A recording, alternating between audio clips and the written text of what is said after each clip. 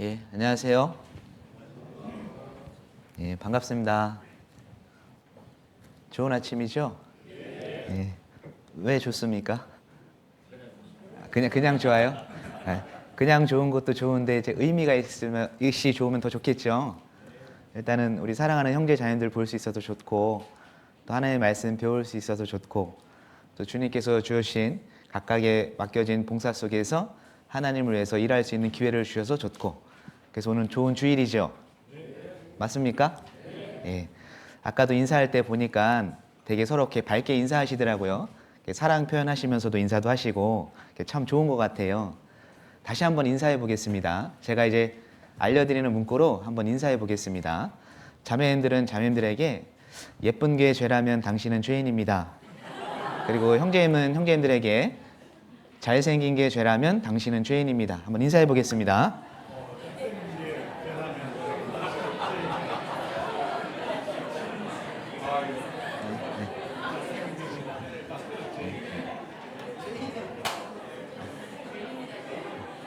예,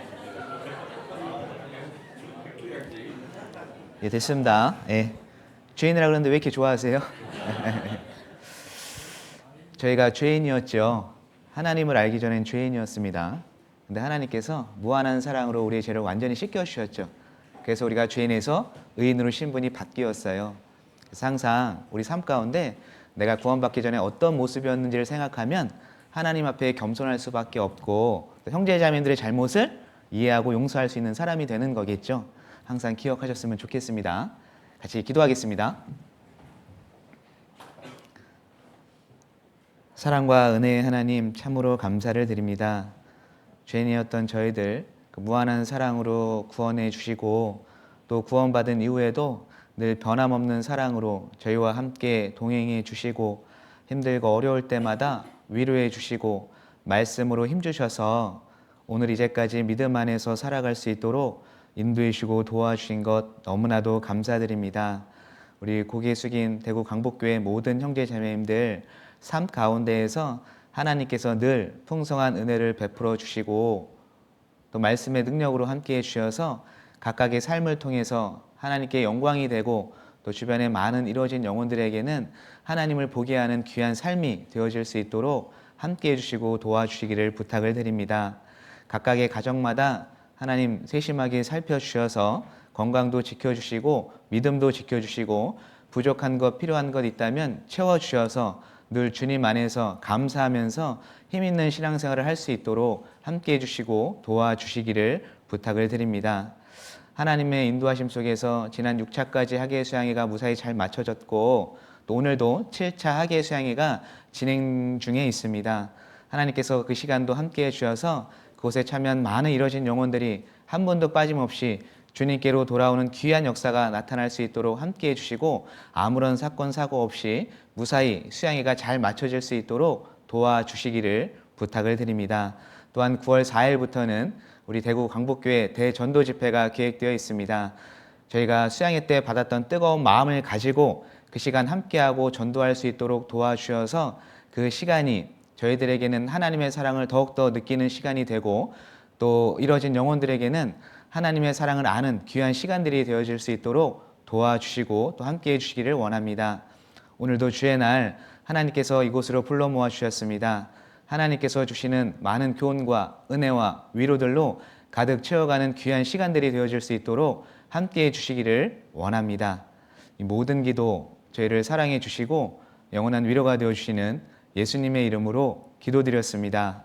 아멘. 예, 성경 여호수아 24장 보시겠습니다.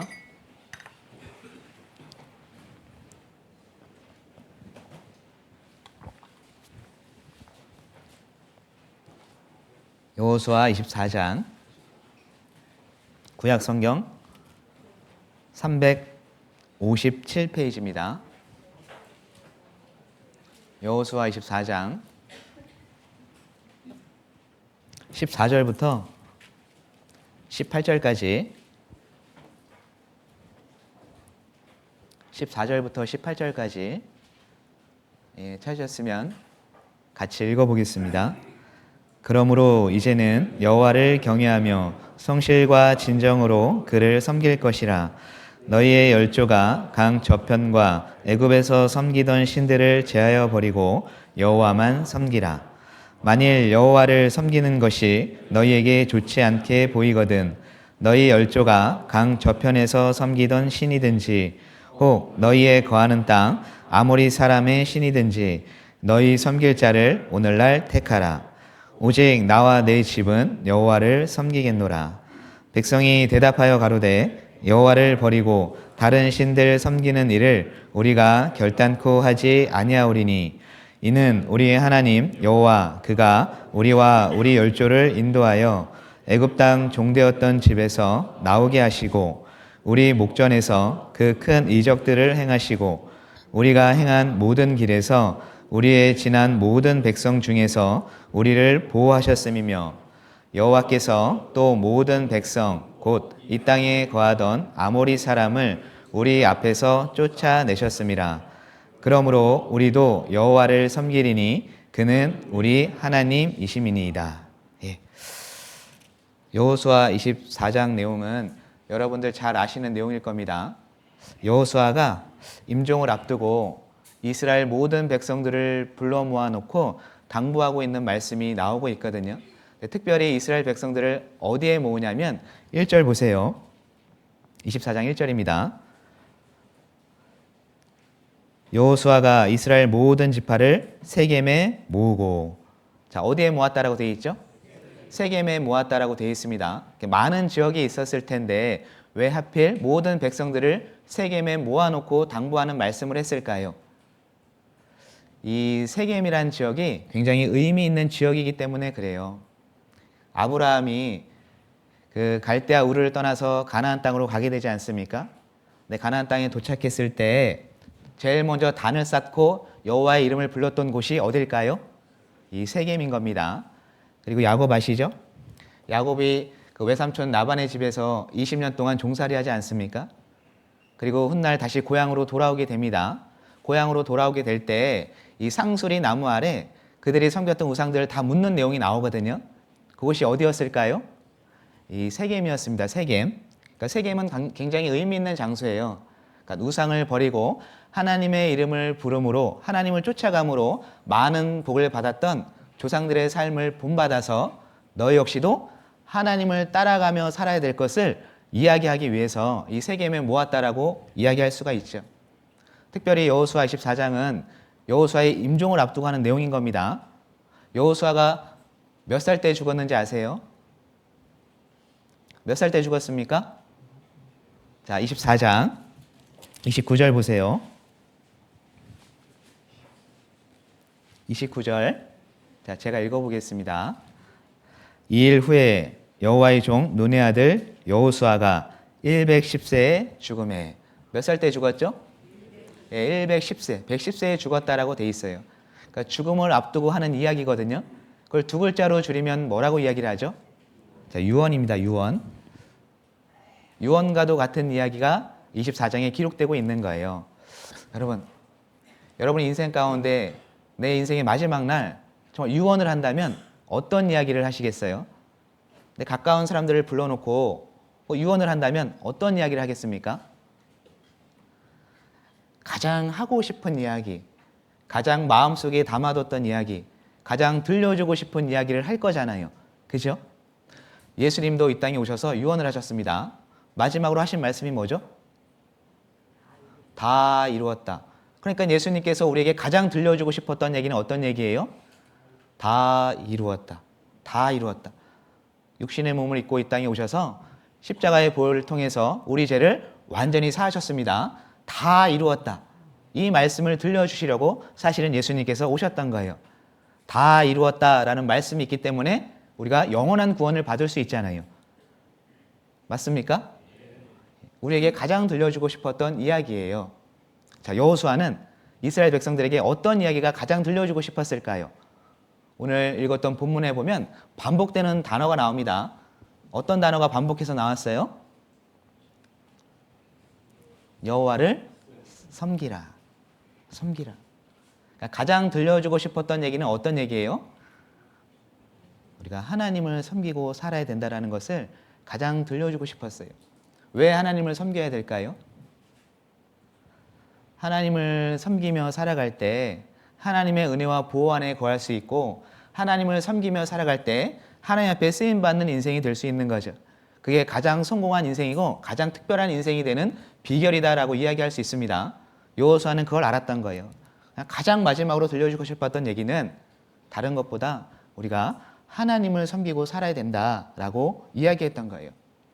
그러면 오늘 읽었던 본문을 중심으로 그리스도인은 하나님을 섬기고 살아가야 되는데 어떤 섬김이 바른 섬김일까? 이 세 가지의 바른 섬김의 모습이 14절, 15절에 나와 있습니다. 한번 살펴보겠습니다. 14절. 첫 번째 바른 섬김의 모습은 그러므로 이제는 여호와를 경외하며 성실과 진정으로 그를 섬길 것이라. 첫 번째 바른 섬김의 모습은 어떤 모습이죠? 어떻게 섬기는 거예요?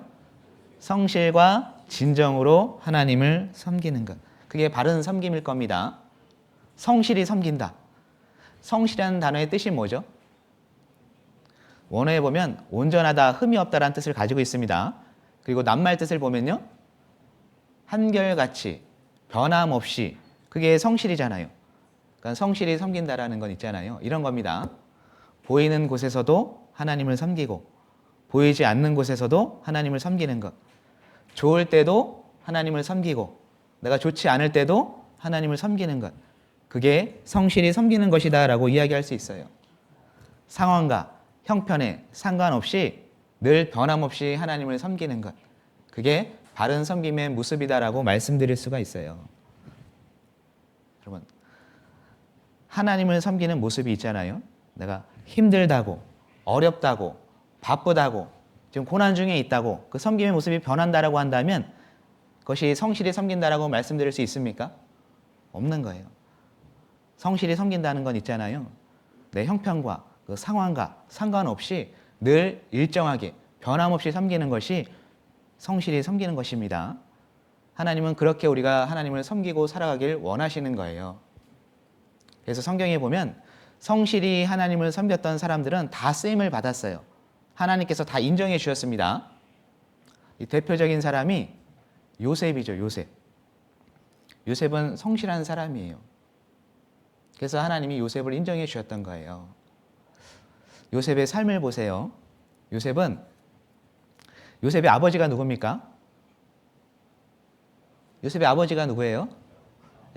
야곱입니다. 야곱. 야곱의 아들로서도 성실했어요. 무슨 얘기냐면 야곱이 양치는 형들의 안부가 궁금했잖아요. 그래서 요셉에게 심부름을 시킵니다. 형들의 안부를 물어보고 알아보고 오라. 자, 요셉의 입장에서는 그것이 쉬울까요? 어려울까요? 어떻게 생각하세요? 요셉과 형들의 관계가 좋아요? 나빠요? 좋지 않습니다. 형들이 시기와 질투로 인해서 요셉을 싫어하거든요. 요셉이 그걸 모르지 않죠. 그러니까 형들에게 가는 게 굉장히 어려웠을 거예요. 그런데 요셉은 어떻게 하죠? 아버지의 말대로 순종하잖아요. 아버지의 아들로서 성실했던 겁니다. 그가 있었던 헤브론에서 형들이 있었던 세겜까지가 약 100km예요. 굉장히 먼 거리죠. 그럼에도 불구하고 마다하지 않고 형들을 만나기 위해서 갔던 거예요. 갔는데 형들이 있어요? 없어요? 없었어요. 형들이 없었습니다. 그런 가운데서 도단에 있다는 얘기를 들었죠. 그러니까 세겜에서 도단까지는 30km를 더 가야 돼요. 자, 여러분 같으면 어떻게 하겠어요? 여러분 같으면 어떻게 하실래요? 아버지의 말대로 했는데 없었잖아요. 그럼 다시 돌아가서 형들은 없는데요? 라고 이야기할 수 있잖아요. 근데 요셉은 어떻게 하죠? 아버지의 마음을 헤아렸어요. 형들의 안부가 궁금했거든요, 아버지는. 그러니까 어떻게 합니까? 도단까지 가잖아요. 그리고 기어코 형들을 만나지 않습니까? 요셉은 아버지의 아들로서 성실했어요. 그런 가운데서 형들을 만났는데 형들이 어떻게 하죠? 이 요셉을? 노예로 팔아 넘기잖아요. 그래서 보디발 장군의 그 종으로 들어가게 됐습니다. 어때요? 요셉의 그런 상황 속에서 신세한탄했습니까? 두 손 두 발 다 놓고 주저앉았습니까? 그렇지 않아요. 보디발 장군의 종으로서도 어떻게 해요? 성실했어요. 주어진 임무를 성실히 최선을 다했습니다. 그래서 가정총무로 삼아주잖아요. 자, 그런 가운데서 또 보디발 장군의 아내가 유혹을 하지 않습니까? 동침하자. 근데 요셉은 하나님 앞에서 득죄할 수 없다라고, 나는 그럴 수 없다라고 물리치잖아요. 그래서 화가 난 보디발 장군의 아내가 억울하게 누명을 씌우잖아요. 그래서 감옥에 들어가게 됐습니다. 요셉은 어떻죠? 아이고 내 팔자야. 내 팔자는 왜 항상 이 모양일까? 하염없이 눈물만 흘리면서 포기했습니까? 그러지 않죠. 감옥에 있는 상황에서조차도 어때요? 성실했잖아요. 그래서 그에게 감옥 전반을 맡는 그 사물을 맡겨주지 않습니까? 성실했기 때문이에요. 그런 가운데에서 드디어 이제 애굽의 총리가 되죠. 총리가 되어서도 어때요? 높은 자리에 앉았으니까 이제 해이해졌습니까? 그러지 않죠. 총무로서의 역할에 성실했습니다. 요셉의 전생에는 성실이에요. 성실. 성실히 하나님을 섬긴다는 건 이런 거예요. 내 환경에 상관없이, 상황에 상관없이, 내 옆에 있는 사람과 상관없이 하나님을 섬기는 것이 변함없이 일정한 것. 그게 바른 섬김의 모습이에요. 요셉은 하나님을 바르게 섬기고 있었던 거예요. 그래서 요셉을 인정하셨습니다. 하나님께서. 우리도 마찬가지예요. 여러분들에게 주어진 직분이 있고 위치가 있습니다. 성실한 건 뭐죠? 어떤 위치, 어떤 직분에 있건 변함없이 그 일에 최선을 다하는 것. 그게 성실이에요. 내가 가정에서는요, 아버지라는 위치가 있어요. 그리고 어머니라는 위치가 있습니다. 남편이라는 위치가 있고 아내라는 위치가 있어요. 자식이라는 위치가 있고 부모라는 위치가 있습니다. 그리고 교회 안에서는요, 각각에 맡겨진 직분의 위치가 있어요. 그 세상에서는요, 각각에도 직장 안에서 위치가 있습니다. 그것이 힘들고 어려울 때가 있어요. 나와 안 맞을 때가 있습니다. 그럼에도 불구하고 하나님께서 주어주신 자리라는 걸 인정하고 그 자리를 벗어나지 않는 것, 꿋꿋이 그 자리를 지키고 변함없이 믿음 생활하는 것, 그게 성실히 섬기는 거예요. 그게 바른 섬김일 겁니다. 하나님은 그런 섬김을 원하시는 거예요. 성실히 섬기라. 그리고 성실과 그다음 뭐라고 돼 있어요? 진정으로 섬기라. 진정은 뭐죠? 진정. 예, 진실된 마음이죠. 진정으로 섬긴다는 건 진실된 마음으로 섬기는 것을 이야기하는 거예요. 하나님 우리의 마음을 아시잖아요. 진심인 것과 척하는 것을 알까요? 모를까요? 예? 어떻게 생각하세요? 이 사람이 진심인지 척하는 건지 알까요? 모를까요? 예, 하나님은 척 보면 알아요. 모르시지 않습니다. 마지막 때가 되면 될수록 마음은 없는 껍데기만 남은 형식적인 신앙이 많이 있어요. 우리 삶을 볼 때도 그렇지 않습니까? 언젠가부터 마음이 사라졌고 형식과 의무에 의해서 신앙생활을 할 때가 있잖아요. 그건 진정으로 섬기는 것이 아닙니다. 여러분, 진정으로 섬긴다는 건 항상 무슨 일을 하든지 마음이 들어가야 된다, 그 얘기예요. 뭐가 들어가야 된다고요? 마음이 들어가야 되는 겁니다. 마음. 마음이 들어가지 않으면요, 얻는 게 없어요. 그래서 때로는 신기할 때가 있습니다. 똑같은 말씀을 듣고 똑같은 교제를 하고 똑같이 봉사를 했는데 어떤 사람은 채워서 가는 사람이 있고 어떤 사람은 비어가는 사람이 있어요. 하나도 남김없이, 남는 것이 없이. 그 차이가 뭐죠? 똑같은 말씀, 똑같은 교제, 똑같은 봉사를 했거든요. 근데 어떤 사람은 채워서 가고 어떤 사람은 하나도 채워지는 것 없이 갈 때가 있어요. 이유가 뭡니까? 마음이잖아요, 마음. 그 안에 마음이 들어갔느냐? 마음이 들어가지 않았느냐? 마음이 들어가지 않은 날은요, 이곳에 와 있어도 배우는 게 없을 수 있어요. 얻는 게 없을 수가 있습니다. 마음이 들어가야 돼요. 진정으로 섬기라. 진정으로 섬기라. 하나님은 그 무엇보다도 우리의 마음을 보시길 원하셔요. 하나님을 위해서 살아가는데 정말 마음을 담고 살아가고 있느냐. 이사야 1장에 보면 이스라엘 백성들이 성전 앞에 무수한 제물을 가지고 제사 지내러 왔습니다. 그때 하나님께서 뭐라고 말씀하셨어요? 이사야 1장 보세요. 여기 접어두시고.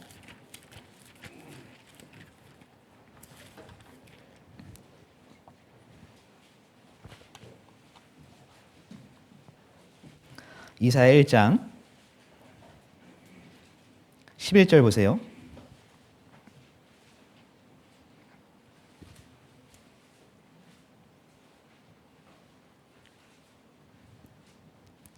이사야 1장 11절입니다. 자, 제가 읽어보겠습니다.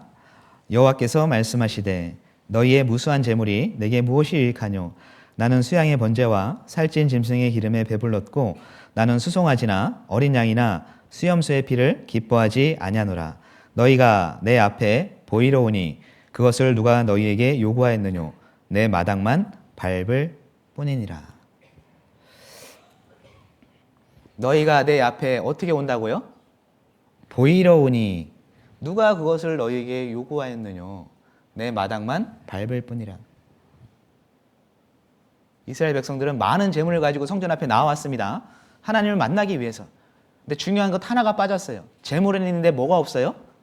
마음이 없는 거예요. 마음이 빠져 있는 겁니다. 그러니까 뭐만 밟고 가요? 마당만 밟고 간다라고 이야기하고 있어요. 주님을 만나요? 못 만나요? 못 만나는 거예요. 이유가 뭡니까? 마음은 없고 형식만 있기 때문에 그래요. 우리 하나님은 내가 무엇을 하는 것보다 먼저는 마음을 드리는 걸 원하시는 겁니다. 마음이 들어가야 돼요. 내 마음이 빠지잖아요. 이와 같은 모습이 될 수가 있어요. 너희가 내 앞에 보이러 오니 이게 무슨 얘기입니까? 내가 신앙생활을 안 하자니 불편하고 혹시 하나님께 징계받진 않을까 걱정되고 그러니까 어떻게 해요? 하나님 저 왔어요. 저 말씀 들으러 왔습니다. 저 봉사 왔습니다. 좀 교제하고 있어요. 너희가 내 앞에 보이러 오니 마당만 밟을 뿐이라. 그러니까 얻는 게 없는 거예요. 그러니까 교회에 와서 오랜 시간 있다가도 빈 마음으로 갈 때가 있는 겁니다. 어떤 때는요. 마음이 빠질 때. 마당만 밟고 가는 거예요. 여러분, 항상 마음이 들어가야 돼요. 마음을 드리고 가는 신앙이 되어야 될 겁니다. 이 말씀 시간에 마음을 드린다는 건 어떤 걸까요? 지금 말씀 시간이잖아요. 이 안에 이제 마음을 가지고 오는 건 어떻게 말씀을 듣는 거죠? 하나님, 오늘 말씀은 하나님께서 저에게 해주시는 말씀으로 듣겠습니다. 오늘 해주신 말씀 잘 새겨듣고 그대로 행하겠습니다. 열린 마음으로 오는 것이 마음을 가지고 이 말씀에 임하는 거잖아요. 맞죠? 그런 사람은 오늘 말씀을 들을 때 그것이 마음에 남을 겁니다. 그것이 살아가는데 힘이 될 거예요. 그런데 이 시간 여기서 앉아 있는데 마음은 콩밭에 가 있네요. 그럼 남는 게 있어요? 없어요? 마음 가지고 오지 않는 사람은 있잖아요. 이 하나님 말씀하는 시간이 지루한 거예요. 오늘따라 왜 이렇게 길지? 끝날 때가 된 것 같은데 왜 이렇게 오래 해야지? 저거 다 아는 말씀인데 저건 저 사람이 들어야 되는 말씀인데 그런 생각들이 날 때가 있습니다. 왠지 아셔요? 말씀 듣는 시간에 지금 내 마음을 드리지 않았어요. 마음을 드리는 사람은 자기 얘기로 듣는 거예요. 하나님이 내게 해주시는 말씀. 그러니까 잘 새기는 겁니다. 여러분, 교제할 때도 마음을 가지고 가야 되잖아요. 그죠? 교제할 때 마음을 가지고 가는 건 어떤 자세로 교제를 하는 걸 이야기하는 걸까요? 교제할 때 마음을 가져가야 되잖아요. 오늘 형제자매들을 간증을 들을 때 사정을 살피고 알길 원하는 마음으로 참석해야 되겠다. 그리고 이 교제가 내 발을 씻는 교제가 되기 위해서 내가 마음을 열고 가야 되겠다. 잘 들어야 되겠다. 이런 마음으로 교제에 임하는 것이 마음을 가지고 교제에 임하는 거잖아요. 그러면 있잖아요. 그 교제 시간이 풍성해지는 거예요. 간증 하나가 잘 들리는 겁니다. 내 얘기처럼 들리고 그러니까요. 힘들고 어려운 얘기를 들으면 나도 마음이 아픈 거예요. 그러니까 더 기도해주고 싶은 거죠. 내 자신을 살펴보게 되고 교제 시간에 채워지는 게 있는 거예요. 근데 마음이 없으면요. 교제 시간이 어떤 시간이에요? 아이고 맨날 저 간증하네. 했던 간증 또 하네. 어떻게 맨날 기도 부탁만 해.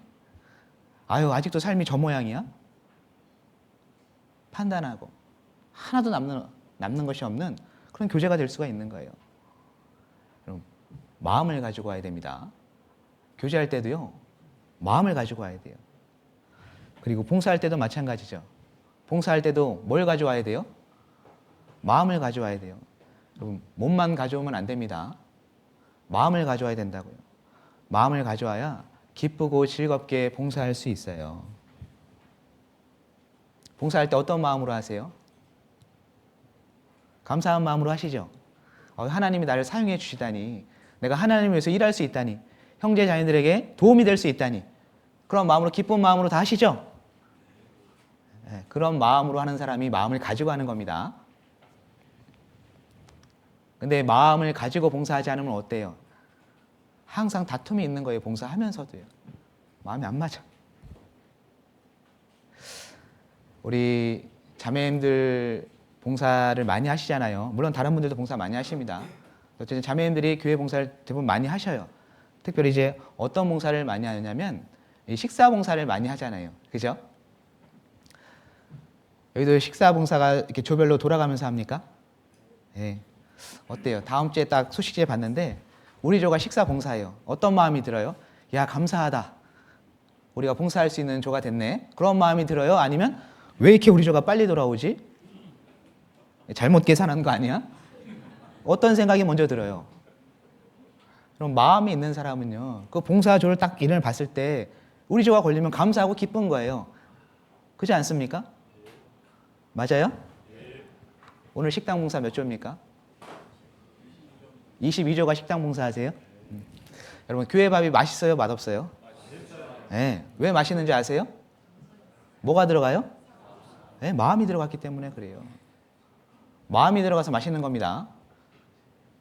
교회 밥은 항상 맛있죠? 근데 때로는 맛 없을 때도 있어요. 언제인지 아세요?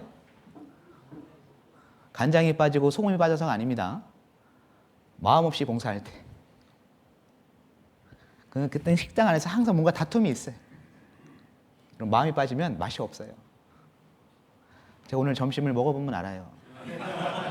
마음이 들어갔는지 안 들어갔는지. 마음이 들어가면 정말 맛있어요. 봉사할 때도 마음이 들어가야 됩니다. 전도할 때도 마찬가지예요. 9월 4일 날 전도 집회가 있네요. 전도할 때 어떻게 하세요? 집회니까 하십니까? 그렇게 하면요, 한 번 하다가 안 돼, 나 못 들어. 그럼 많은 거예요. 근데 마음을 가지고 전도한다는 건요, 정말 주님과 같은 마음을 가지고 의무감으로 하는 것이 아니라 주님이 그 영혼을 궁일히 여기셨던 것처럼 나 역시도 그 영혼을 궁일히 여기는 마음을 가지고 그리고 전도하는 거예요. 그럼 그 영혼이 싫다고 해도 포기합니까? 아니잖아요. 또 전하고 또 전하는 거예요. 어떤 사람이요? 마음이 있는 사람이요. 마음이 있는 사람. 전도도 마음이 들어가야 돼요. 마음이요. 여러분, 우리의 신앙생활은 항상 마음이 들어가야 됩니다. 그게 진정으로 하나님을 섬기는 거예요. 왜 하나님께서 진정과 성실로 하나님을 섬기길 원하시냐면 하나님이 여러분들에게 성실되고 진실되기 때문에 그래요. 이사야 25장입니다.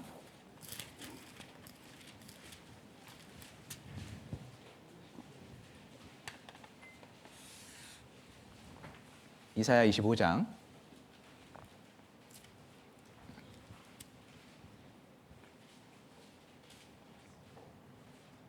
1절입니다. 자, 읽겠습니다.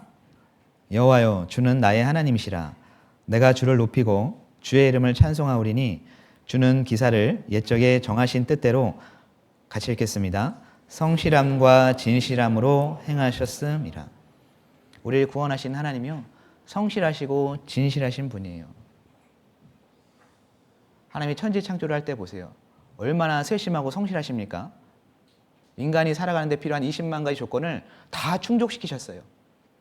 우리 하나님은 성실하신 분입니다. 그 성경은 3분의 1이 예언이에요. 그죠? 근데 예언이 놀랍게도 때마다 어떻게 돼요? 이루어지잖아요. 그 때가 되면요, 하나님 반드시 이루시지 않습니까? 하나님은 성실하신 분이에요. 그리고 성도를 세워가는데, 교회를 세워가는데도 성실하시고 진실하신 분이죠. 우리를 향한 마음이 변함이 없잖아요. 내게 거짓이 없고 항상 성실하셨습니다. 그래서 내 신앙이 세워졌고 교회가 든든히 서가는 거예요. 우리 하나님이 우리에게 성실하고 진실하기 때문에. 그렇기 때문에 우리도 하나님을 섬길 때 그냥 섬기는 것이 아니라 성실과 진정으로 섬겨야 되는 거예요. 이게 바른 섬김일 겁니다. 두 번째 바른 섬김의 모습, 여호수아 24장 14절입니다.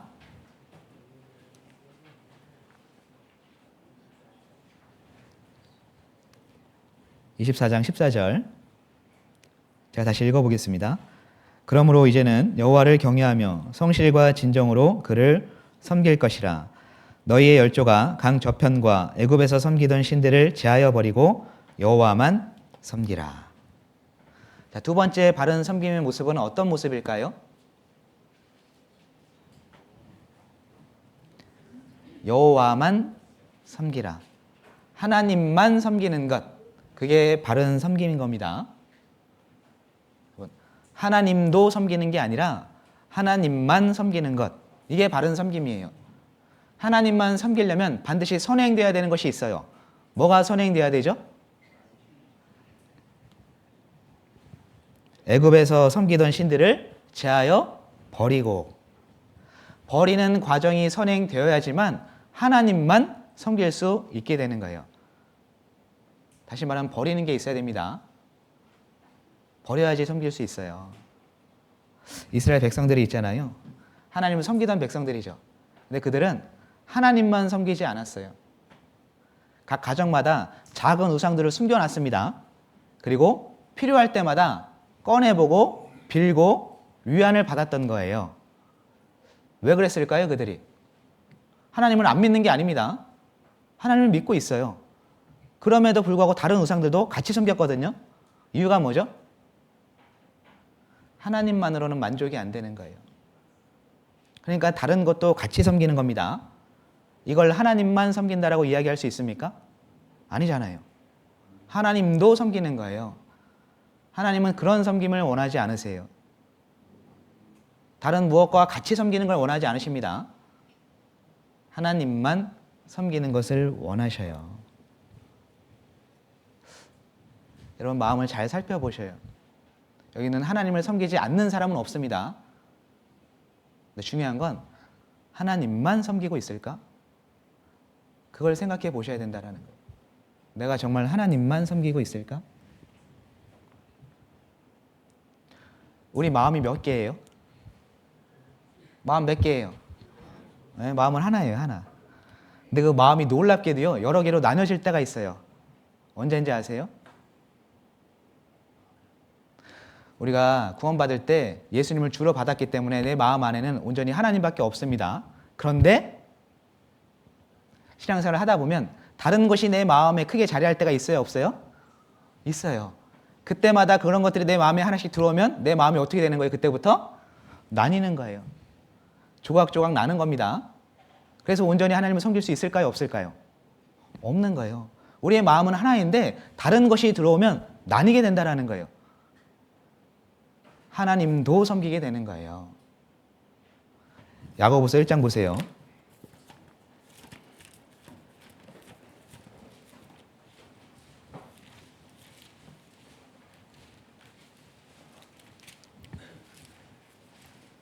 야고보서 1장 8절입니다. 야고보서 1장 8절 같이 한번 읽어볼까요? 두 마음을 품어 모든 일에 정함이 없는 자로다. 모든 일에 정함이 없는 자로다. 삶의 방향을 잡지 못하고 늘 흔들리는 이유가 뭐냐? 뭐죠? 마음이 몇 개예요 지금? 두 마음을 품어요. 두 마음을 품어. 마음이 나뉘면 있잖아요. 삶의 방향의 갈피를 잡지 못하는 거예요. 그러니까 신앙이 흔들리는 겁니다. 목적이 흐려지는 거예요. 두 마음이 되기 때문에. 여러분, 우리의 방향은 어디입니까? 하나님 계신 천성이잖아요. 우리 삶의 목적은요? 하나님께 영광이 되는 거잖아요. 이게 분명하지 않습니까? 그런데 마음이 나뉘면요, 그 목적과 방향이 흐려진다고요. 그래서 내 신앙이 흔들리는 거예요. 하나님도 섬기고 있기 때문에 그래요. 4장 8절 보세요.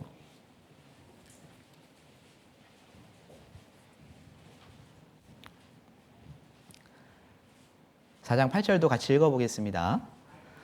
하나님을 가까이 하라. 그리하면 너희를 가까이 하시리라.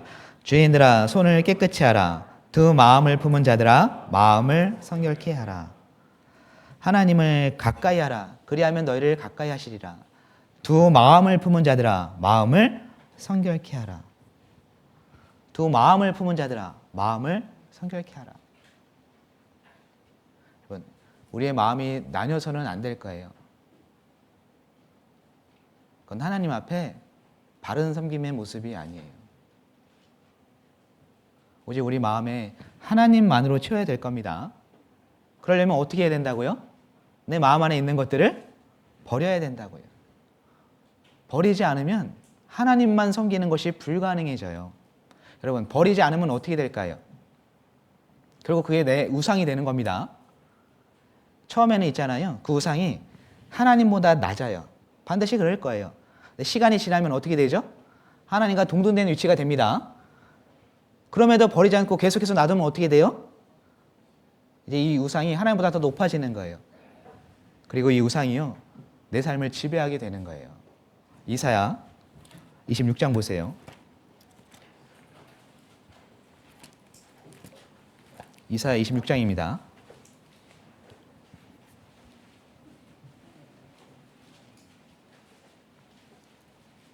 13절.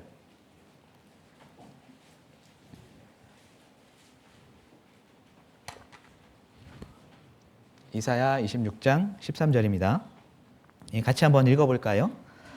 여호와 우리 하나님이시여, 주 외에 다른 주들이 우리를 관할하여 싸우나 우리가 주만 의뢰하고 주의 이름을 부르리이다. 여러분, 이스라엘이 타락할 때 있잖아요. 여기 13절에 보면 여호와 우리 하나님이시여, 주 외에 다른 주들이 우리를 관할했다라고 돼 있어요. 관할하다는 뜻은 지배하다, 통치하다, 결혼하다라는 뜻을 가지고 있거든요. 그러니까 이스라엘이 우상을 버리지 않고 우상을 섬기며 살아갈 때 어떻게 되는 겁니까? 우상이 남편 행세를 하고 있잖아요. 그리고 세상 왕이요, 그들의 왕의 행세를 했던 겁니다. 그들의 주인 행세를 했던 거예요. 그들의 지배 안에 있게 되는 삶이 되었던 거죠. 우리의 남편이 누굽니까? 우리 남편이 누구예요? 우리 주님이시잖아요. 우리의 왕이 누굽니까? 주님이시잖아요. 그러니까 우리는 왕 대신, 남편 대신 주님의 관할 아래 있어야 되는 사람들이죠. 그런데 우상을 버리지 않으면 주님이 아니라 그 우상의 관할 아래 있게 된다는 거예요. 그들의 지배받는 삶이 되는 겁니다. 그래서 나를 통해서 하나님의 영광이 나타나겠습니까? 그럴 수가 없는 거예요. 그러니까 13절 보세요. 우리가 주만 의뢰하고 주의 이름을 부르리이다. 우리가 주만 의뢰하고 주의 이름을 부르리이다. 주만 의뢰하고. 우상에 지배받는 삶이 되지 않으려면 어떻게 해야 되죠? 주만 의뢰하고 주의 이름을 부르리이다. 여러분, 혹시 나는 이스라엘 백성들처럼 나도 하나님 외에 다른 것으로 위로받고 힘을 얻고 필요할 때마다 꺼내보는 그 무언가가 있습니까? 그게 있다면 그게 우상인 거예요. 그것 때문에 하나님만 섬기는 게 불가능해지는 거예요. 그러니까 어떻게 해야 되죠? 버려야 되는 거예요. 신앙생활하는 것이 쉽습니까? 어렵습니까? 쉬워요? 어려워요? 왜 어려운지 아세요? 버려야 되니까 어려운 거예요. 여러분, 내게 있는 모습 그대로 신앙생활을 한다면 하나도 어렵지 않습니다. 근데 왜 어렵냐면 내게 있는 것들을 하나하나씩 버려야 되거든요. 그래야지만 내 신앙이 자라고 내가 하나님 앞에 쓰임받을 수가 있는 거예요. 근데 버릴 때 힘들어요? 안 힘들어요? 힘들잖아요. 그러니까 못 버리는 거예요. 신앙생활의 차이는 거기서 납니다. 누가 더 많이 버렸느냐. 많이 버리면 버린 만큼 하나님이 채워주시는 거예요. 많이 버리면 버린 만큼 하나님께 집중하게 되는 겁니다. 우리는 하나님만 섬기고 살아야 돼요. 하나님께 집중하고 살아야 되는 겁니다. 신앙생활을 어떤 사람이 잘할까요? 여러분, 학창시절에 공부 잘하셨죠? 뭐 반응들이 왜 이래요? 공부 못하셨어요? 어떤 사람이 공부 잘합니까? 집중 잘하는 사람이에요. 어떤 사람이 신앙생활 잘할까요? 하나님께만 집중하는 사람. 그 사람이 신앙생활 잘하는 거예요. 그럼 파리가 있잖아요. 눈이 두 개입니다. 눈이 두 개죠. 근데 자세히 보면요. 한 개의 눈에 3,000개의 혼눈이 곁눈을 이루고 있는 거예요. 양쪽에 눈이 몇 개예요? 6,000개입니다. 눈이 굉장히 많아요. 그리고 보이는 각도가 270도까지 보여요. 그러니까 정면 뒤통수 말고는 거의 다 보이는 겁니다. 여름에 파리를 보세요. 파리 그 모습이 어떻습니까? 가만히 집중하는 거 보셨어요? 항상 이렇게 그죠? 고개를 흔들고 산만하잖아요. 왠지 아셔요? 보이는 게 너무 많아요. 여러분, 내가 왜 하나님께 집중하지 못하고 살까요? 너무 많은 걸 보고 살아가고 있는 거예요, 지금. 이것도 보고 저것도 보고 저것도 보고. 그러니까 집중이 안 되는 겁니다. 그러니까 하나님만 섬기는 삶이 힘들어지는 거예요. 여호수아는 이야기하고 있지 않습니까? 이방 신들을 제하여 버리고 하나님만 섬기라. 버리는 과정이 없으면 하나님만 섬길 수가 없어요. 여러분, 버려야 됩니다. 정말 내 안에 주님을 섬기는데 방해가 되는 것이 있다면 버려야 돼요. 마태복음, 마가복음 10장입니다.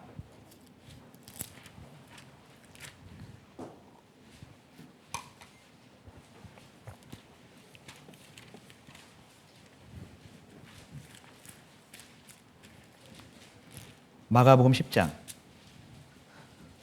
28절입니다.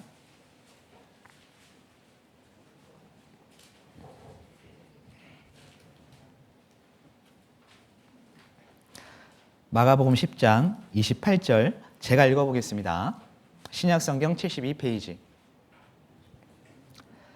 베드로가 여짜와 가로되 보소서 우리가 모든 것을 버리고 주를 쫓았나이다. 베드로가 주님께 이야기하죠. 우리가 주님을 쫓았습니다 라고 이야기하면서 그 앞에 뭐라고 얘기합니까? 모든 것을 버리고 주를 쫓았나이다 라고 되어 있어요. 왜 버려야 됩니까? 왜 버려야 되죠? 버리지 않으면 쫓을 수 없기 때문에 그래요. 그러니까 버린 겁니다. 어떻게 버렸다고요? 모든 것을 버리고, 모든 것을 버리고.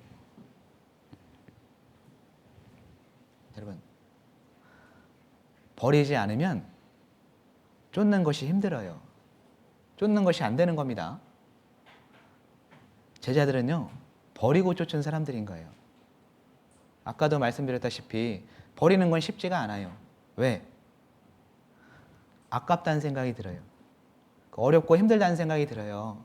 내가 불편해질 거라는 생각을 하면 못 버리는 거예요. 손해라고 생각하고. 근데 여러분 잘 생각해 보세요. 내가 주님을 위해서 버리면 내 삶에 손해가 날까요? 29절 보세요. 예수께서 가라사대 내가 진실로 너에게 이르노니 나와 및 복음을 위하여 집이나 형제나 자매나 어미나 아비나 자식이나 전토를 뭐라고 돼 있어요? 버린 자는 망할 것이요 손해날 것이요 빌 것이요 라고 하지 않습니다. 30절 보세요. 금세에 있어 집과 형제와 자매와 모친과 자식과 전토를 뭐라고 돼 있어요? 100배나 받되 핍박을 겸하여 받고 내세의 영생을 받지 못할 자가 없느니라. 버린 자는 받되. 그러니까 어떤 사람이 받는 거예요? 버린 자가 받는 겁니다. 어떻게 받아요? 몇 배를 받아요? 버린 만큼 받는 게 아니잖아요. 100배나 받되. 남는 장사 아니에요? 내가 버리면 100배를 받아요. 하나님의 약속이잖아요. 이 약속을 믿는 사람은 버립니다. 과감없이 버리는 거예요. 왜? 하나님이 주실 거니까는. 버린 자가 받는 겁니다. 버린 자가 온전히 주님을 섬길 수가 있는 거예요. 때로는 이 신앙생활을 오래 하시는 분들이 있죠. 20년, 30년 넘게 하신 분들이 있습니다. 이 중에도. 초창기 때 신앙생활 하시는 분들 보면 진짜 다 버리고 신앙생활 하셨어요. 온전히 주님을 위해서. 열심히 살아오셨죠. 그분들이 있었기 때문에 지금의 우리 교회들이 있는 거예요. 그런데 이제 시간이 많이 지났는데 아직은 주님이 안 오시고 지금의 내 삶을 보니 예전보다 더 못하는 거예요. 버린 만큼 못 받은 것 같습니다. 그러니까 마음에 어떤 생각이 드냐면 후회가 돼요. 내가 너무 많이 버렸어. 너무 많이 포기했어. 좀 질 거 지고 좀 남길 거 남기고 준비할 거 준비하고 했었어야 되는데 내가 좀 어리석었다고. 여기는 그런 생각하시는 분 없죠? 정말 그런 분들이 있다면 어리석은 겁니다. 하나님은 약속하시면 반드시 어떻게 하셔요? 이루셔요. 여러분 잘 생각해 보세요. 지금의 형편이 결과입니까? 이게 결과라고 한다면 하나님 말씀이 틀린 거예요. 그죠? 근데 지금 결과가 아니잖아요. 지금 내가 어떠한 모습으로 살든 지금 결과가 아닙니다. 결과를 위한 과정에 불과할 뿐이에요. 결말엔 반드시 뭐가 있어요? 버린 자는 받되 100배나 받게 돼 있어요. 하나님 반드시 이루어 주시는 겁니다. 그 말씀을 믿고 신앙생활 하는 거예요. 우리는 하나님만 섬기는 사람들이에요. 그러니까 과감히 버릴 수 있어야 돼요. 그 사람은 반드시 하나님께서 채워주실 거예요. 버리고 섬기는 것, 그게 하나님만 섬기는 겁니다. 다시 여호수아 24장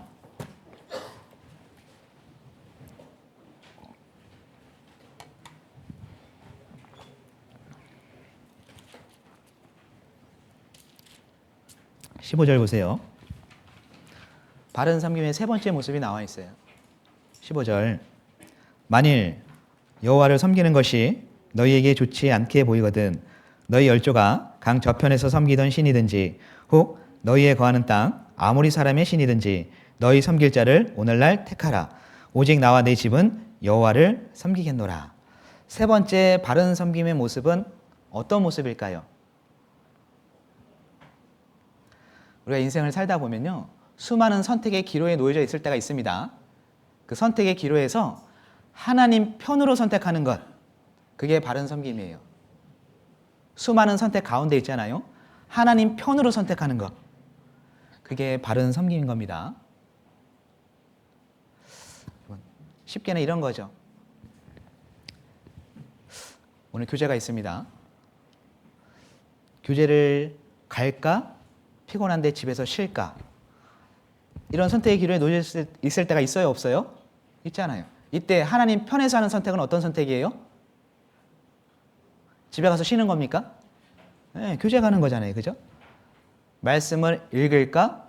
잘까? 전도를 지금 할까? 나중에 할까? 봉사를 시키는데 할까? 말까? 직장을 구해야 되는데 돈 많이 주는 데 갈까? 신앙을 지킬 수 있는 데를 갈까? 이런 선택의 기로에서 하나님 편에서 선택한다면 그 정답이 나와요, 안 나와요? 바로 나와요. 그죠? 하나님 편에서 선택하는 것, 그게 바른 섬김일 거예요. 누군가 내게 안 좋은 말을 했습니다. 이해할까? 오해할까? 하나님 편에서 선택하는 건 이해하는 거잖아요. 누가 내게 상처를 줬습니다. 미워할까? 용서할까? 하나님 편에서 선택한다면 용서하는 걸 선택할 거잖아요. 이게 바른 섬김이라고요. 항상 선택의 기로에서 이것이 하나님을 기쁘게 하는 선택일까? 말씀에 근거한 선택일까? 내가 형제 자매들이 있는 모든 자리에서 간증으로 내놔도 부끄럽지 않은 선택일까? 여러분, 이렇게 두세 가지만 생각하고 선택을 해도 우리 선택 실수하지 않습니다. 하나님 편에서 선택을 할 수가 있어요. 그런데 때로는 이런 것들을 생각하지 않고 하나님 편에서 선택하지 않는 내 모습 때문에 내 신앙이 돌아갈 때가 있는 거예요. 선택이 중요하잖아요. 우리 삶 가운데에서 선택이 얼마나 중요합니까? 순간의 선택이 뭘 좌우해요? 그리스도인은 영혼을 좌우한다라고 이야기해야 돼요. 왜? 우리는 이 땅에서만 사는 사람들이 아니라 우리의 선택을 영혼까지 가지고 가는 사람들이에요. 그러니까 우리의 선택이 영혼을 좌우하는 겁니다. 그러니까 우리의 선택이 얼마나 중요합니까? 영혼까지 가는 선택인 거예요. 그러니까 하나님 편에서 선택해야 되지 않을까요? 그게 하나님 앞에 바른 섬김의 모습인 거예요. 성경에 보면 선택을 잘못해서 후회하는 사람들이 얼마나 많이 있어요. 에서를 보세요. 장자의 명분을 팥죽 한 그릇에 팔지 않습니까? 나중에 통곡했다라고 되어 있습니다. 가룟 유다 보세요. 그 예수님을 은 30에 팔아버렸어요. 얼마나 두고두고 후회할까요, 지금? 그때의 선택을. 또 하나 선택을 잘못한 사람이 있죠. 아브라함의 조카 누가 있습니까? 롯이 있어요. 롯도 선택을 잘못했어요. 여러분, 롯이 처음부터 선택을 잘못했던 건 아닙니다. 그는 처음엔 선택을 잘한 사람이었어요. 창세기 보세요. 창세기 12장입니다.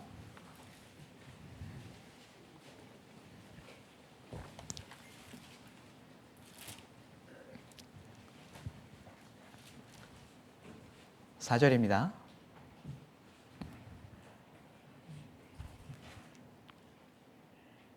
창세기 12장 4절. 이에 아브라함이 여호와의 말씀을 쫓아갔고 롯도 그와 함께 갔으며 아브라함이 하란을 떠날 때에 그 나이 75세였더라. 갈대아 우르에서 이 롯이요 아브라함을 따라 나섰습니다. 그리고 가나안 땅까지 같이 왔죠. 여러분, 힘들고 어려운 길을 같이 따라왔던 겁니다. 이때 롯의 선택은 잘한 거예요, 잘못한 거예요? 잘했어요. 잘했습니다. 그래서 하나님께서 어떻게 하셨어요? 아브라함도 그렇고 롯에게도 그렇고 많은 재물을 허락해 주셨어요. 왜? 선택을 잘했거든요. 그런데 하나님께서 허락해 주신 그 재물이 그들이 나뉘게 되는 이유가 됐죠. 서로 재물이 많아지니까 서로의 목자끼리 다투게 됐습니다. 13장 보세요. 9절. 8절부터 제가 읽어볼게요. 아브라함이 롯에게 이르되 우리는 한 골육이라 나나 너나 내 목자나 내 목자나 서로 다투게 말자. 내 앞에 온 땅이 있지 아니하냐. 나를 떠나라. 내가 좌하면 나는 우하고 내가 우하면 나는 좌하리라. 서로 가진 많은 재물 때문에 서로 간에 다툼이 있었기 때문에 아브라함이 제안을 하잖아요. 우리 이렇게 같이 있으면 서로 계속해서 다툼만 일어날 것 같으니까 나눠지자. 네가 먼저 갈 땅을 택해라고 얘기했어요. 이때 롯이 어떻게 했어야 옳았죠? 삼촌, 제가 어떻게 삼촌을 떠납니까? 제가 삼촌 따라 하나님을 따라왔기 때문에 이렇게 많은 복을 받았는데 제가 가진 것이 손해가 될지라도 저는 삼촌 안 떠날래요. 이렇게 했으면 얼마나 좋아요. 근데 보세요. 10절에 이에 롯이 눈을 들어 요단들을 바라본즉 수알까지 온 땅의 물이 넉넉하니 여호와께서 소돔과 고모라를 멸하시기 전이었는 거로 여호와의 동산 같고 애굽 땅과 같았더라. 그러므로 롯이 요단 온 들을 뭐라고 돼 있어요? 택하고 그가 선택한 겁니다. 동으로 옮기니 그들이 서로 떠난지라. 롯이 지금 어떤 선택을 해요? 아브라함을 떠나는 선택을 했어요. 이게 어떤 선택이냐면 하나님이 빠진 선택이에요. 왜 이런 선택을 했습니까? 손해보고 싶지 않았거든요. 손해보고 싶지 않았어요. 그가 눈을 들어서 하나님을 본 게 아니라 눈을 들어서 요단 들을 봤다라고 돼 있어요. 그는 그 재물을 지키려고 그런 선택을 한 겁니다. 하나님이 빠진 선택이요. 여러분, 이렇게 선택하는 사람을 하나님을 온전히 섬긴다라고 말할 수 있습니까? 이런 선택이 하나님을 섬기는 자의 모습입니까? 그러지 않잖아요. 하나님이 빠진 선택. 여러분 기억하셔야 됩니다. 하나님이 빠진 선택은 하나님이 빠진 결과가 나와요. 어떤 결과를 만났죠? 소돔과 고모라 땅에 내려가서 믿음과 신앙을 잃어버렸습니다. 하나님께서 불과 유황을 비같이 내려서 멸망시키잖아요. 그때 가져갔던 재산들 가져와요? 못 가져와요? 못 가져와요. 재산도 다 잃어버렸어요. 더 나아가서는요, 사랑하는 아내까지 소금 기둥이 됐잖아요. 여러분, 지키려고 그런 선택을 했거든요. 근데 나올 때는 어때요? 빈몸으로 나왔어요. 여러분, 하나님이 빠진 선택은 하나님이 빠진 결과가 나와요. 롯의 인생에서 가장 후회되는 순간을 꼽으라면 롯은 어떤 순간을 꼽을까요? 창세기 13장 11절일 겁니다. 그러므로 롯이 요단 오온들을 뭐요? 택하고. 그때로 돌아갈 수만 있다면 정말 돌아가고 싶다고. 그때로 돌아가면 절대로 그런 선택을 안 할 거라고. 내 선택이 너무나 잘못됐다고. 그렇게 이야기하지 않겠습니까? 우리가 하는 선택이 그럴 수 있다고요. 내가 하는 선택 하나하나가 평생을 후회하게 만드는 선택이 될 수 있습니다. 그러니까 그 선택이 발라야 돼요. 어떻게 해요? 하나님 편에서 선택을 해야 돼요. 그래야지 그 선택에 대한 후회가 없어요.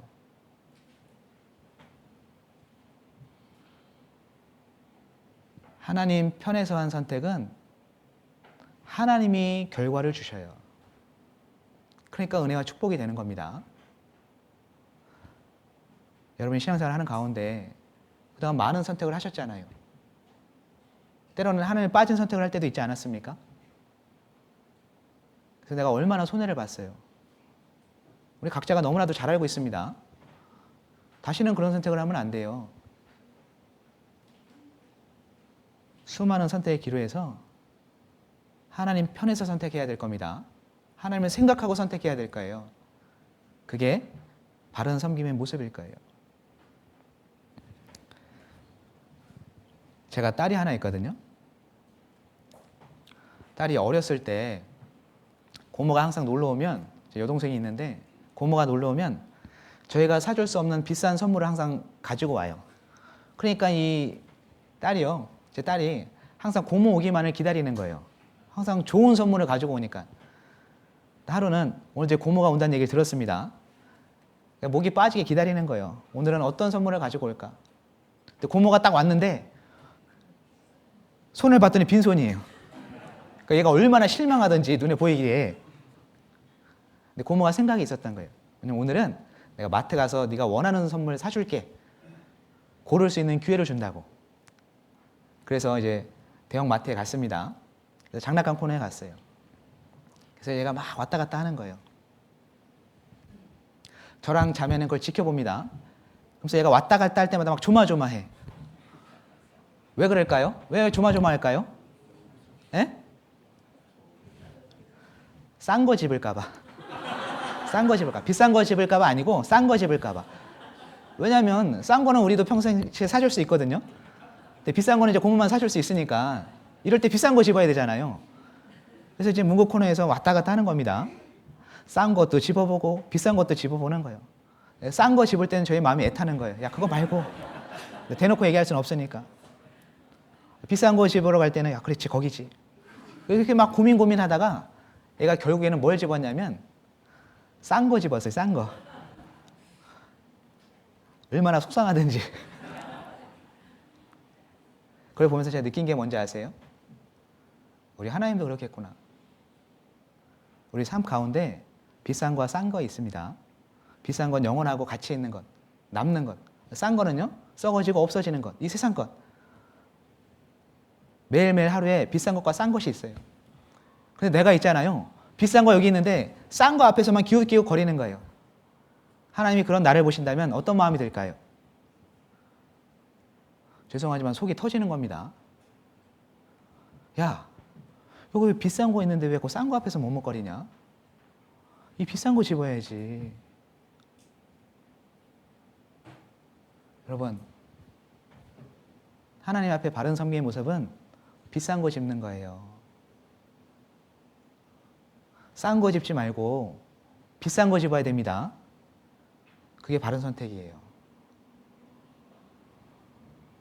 비싼 거 집으실 거죠? 네, 싼 거 집지 마세요. 여호수아 24장.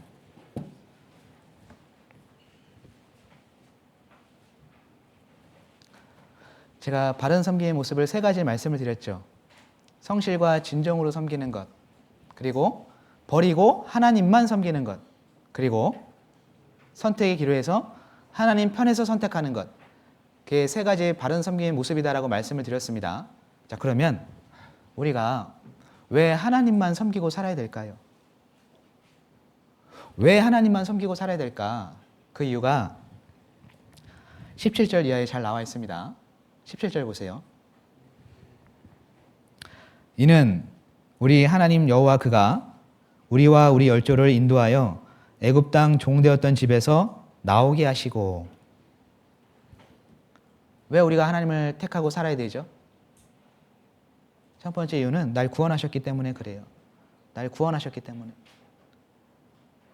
이스라엘이 애굽에서 430년 종살이 했습니다.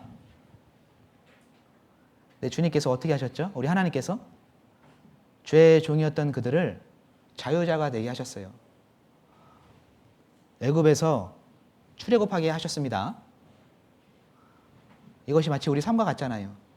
우리도 죄의 종이었잖아요. 하나님을 알기 전엔 죄의 종이었습니다.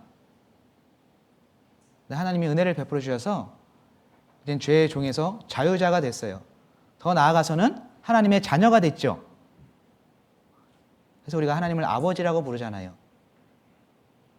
왜 우리가 하나님만 섬기고 살아가야 되냐면 날 구원하셨고 하나님은 우리의 아버지 되시기 때문에 그래요. 아버지는 자녀에게 어떤 걸 줄까요? 좋은 걸 줄까요? 나쁜 걸 줄까요? 좋은 것 주기를 원하셔요.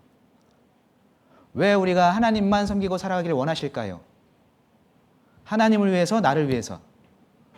나를 위해서잖아요. 그래야 하나님께 있는 것이 내 것이 되니까. 내가 하나님을 섬기고 살아야 우리 아버지에게 있는 그 하나님에게 있는 그것이 다 내 것이 되니까. 그래야 내게 줄 수 있으니까. 나를 위해서 하나님을 섬기라고 말씀하시는 거예요. 여러분, 하나님은 우리 아버지입니다. 자식이 아버지를 섬기는 거 당연한 거 아닙니까? 나를 건져내셨을 뿐만 아니라 지금도 살게 하시잖아요. 우리가 하나님을 섬겨야 될 이유가 충분한 겁니다. 두 번째, 왜 우리가 하나님을 섬겨야 되냐면 17절에 중간에 보세요. 우리 목전에서 그 큰 이적들을 행하시고. 우리가 하나님을 섬겨야 되는 두 번째 이유가 뭐죠? 하나님은 어떤 하나님이에요? 큰 이적들을 행하시고. 이적의 하나님이에요. 하나님의 역사는 기적의 역사입니다. 이스라엘 백성들을 보세요. 출애굽하기 전에 10가지 재앙이 내렸습니다. 그 기적 아닙니까? 애굽에서 나왔죠. 길을 걷어가다 홍해 바다를 만났네요. 홍해 바다가 어떻게 됩니까? 동풍을 불어서 가르시잖아요. 그거 당연한 거예요? 기적이에요? 기적이잖아요. 낮에는 덥고 밤에는 춥습니다. 그때마다 어떻게 하시죠? 구름 기둥과 불 기둥을 세워서 그들을 보호해 주셨어요. 당연한 거예요? 기적이에요? 기적이잖아요, 기적. 하나님의 역사는 기적의 역사예요. 왜 그렇게 많은 기적들을 보여주시는 걸까요? 우리에게 보내는 사인입니다. 봐라. 나는 못하는 게 없는 전능하신 하나님이다. 너희들이 나를 섬기고 살면 이 큰 기적들이 다 너희 것이 되는 거라고. 우리에게 보내주는 사인인 거예요. 여러분, 하나님을 섬기고 살아야 이 기적과도 같은 일들이 내 삶에 계속해서 일어나는 거예요. 그럼 잘 생각해 보세요. 구원받고 지금까지 믿음 생활하면서 기적 아닌 게 있습니까? 기적 아닌 게 있으세요? 여기까지 당연하게 걸어왔습니까? 여러분들이 잘해서 여기까지 온 것 같아요? 여러분이 이 자리에 앉아있는 것 자체가 기적 아닙니까? 하나님께서 여러분들의 삶에 수많은 기적을 베풀어 주셨어요. 왜? 하나님은 기적의 하나님이거든요. 기적의 하나님이에요. 여러분의 삶에 기적이 있어요, 없어요? 기적이 있어요, 없어요? 네, 있잖아요. 여러분들이 하나님을 섬기고 살아갔기 때문에 그런 기적들이 하나하나 내 삶에 나타났던 거예요. 시편 40편 보세요.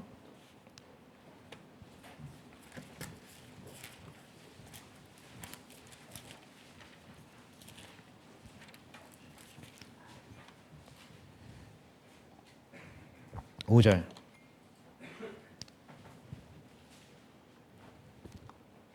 시편 40편 5절입니다.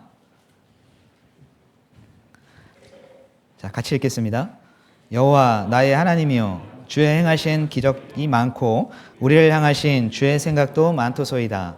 내가 들어 말하고자 하나 주의 앞에 베풀 수도 없고 그 수를 셀 수도 없나이다. 그 수를 셀 수가 없대요. 기적이 너무나도 많아서 우리 삶에 하나님께서 베풀으신 기적은 셀 수가 없어요. 그리고 우리 삶에 그 기적이 그렇게도 많은 이유가 뭐냐면 5절 보세요. 여호와여 나의 하나님이여 주의 행하신 기적이 많고 우리를 향하신 주의 생각도 많도소이다. 우리 삶에 기적이 많은 이유가 뭐죠? 우리를 향한 주의 생각도 많도소이다. 하나님이 항상 내 생각하시기 때문에 그래요. 그래서 내 삶에 기적이 많은 겁니다. 여러분, 여러분들이 하루 종일 생각하는 것이 있다면 그건 중요한 걸 거예요. 가장 아끼는 것 아닙니까? 그죠? 하나님이 하루 종일 생각하는 게 누굴까요? 누굴까요? 나라고요. 나. 우리를 향하신 주의 생각도 많도소이다. 하나님은 온통 내 생각뿐이에요. 내가 가장 소중한 겁니다. 하나님 앞에. 하나님이 내 생각을 그렇게 많이 하시기 때문에 내 삶에 그렇게 많은 기적이 있었던 거예요.